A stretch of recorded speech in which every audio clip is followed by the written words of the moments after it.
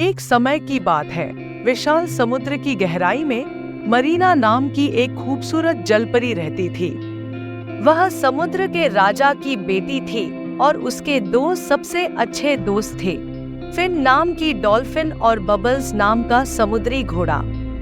एक दिन समुद्र की खोज करते समय मरीना और उसके दोस्तों की नजर एक डूबे हुए जहाज पर पड़ी। वे यह देखने के लिए उत्सुकता से उसकी ओर तैरे कि इसके भीतर क्या खजाना छिपा है।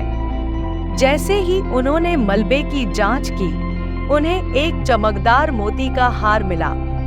मरीना ने इसे पहना और तुरंत एक अजीब सी अनुभूति महसूस हुई।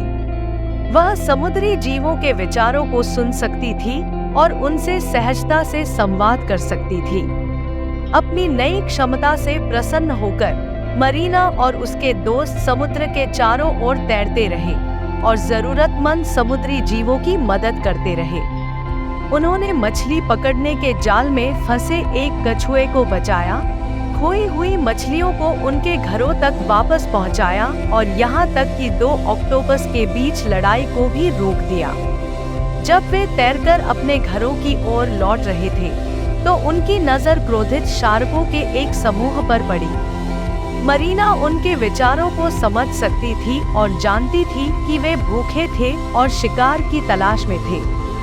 बिना समय बर्बाद किए वह और उसकी सहेलियां तेजी से निकटतम मूंगा चट्टान की ओर तैर गईं, जहां कई छोटी मछलियां छिपी हुई थी। मरीना ने शार्क को शांत करने और उन्हें कहीं और भोजन खोजने के लिए मनाने के लिए अपनी शक्तियों का उपयोग किया। छोटी मछलियां अपनी जान बचाने के लिए मरीना और उसके दोस्तों की आभारी थी। उन्होंने उन्हें धन्यवाद दिया और उनके वीरतापूर्ण कार्यों के बारे में प्रचार प्रसार करने का वादा किया। इससे मरीना को दोस्ती की ताकत का एहसास हुआ और यह कैसे सबसे अप्रत्याशित क्षमताओं को भी मजबूत बना सकती है।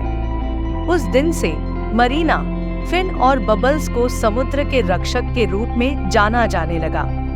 जब भी जरूरत पड़ी, उन्होंने अपनी शक्तियों का आह्वान किया और पूरे समुद्र में दया और प्रेम फैलाना जारी रखा। जहां तक मोती के हार की बात है, मरीना ने इसे एक अनुस्मारक के रूप में रखने का फैसला किया कि कैसे उनकी दोस्ती और बहादुरी ने दिन बचाया। दोस्तों, मैं आज विदाई लेता हूँ। मिलते हैं एक नया शानदार कहानी के साथ।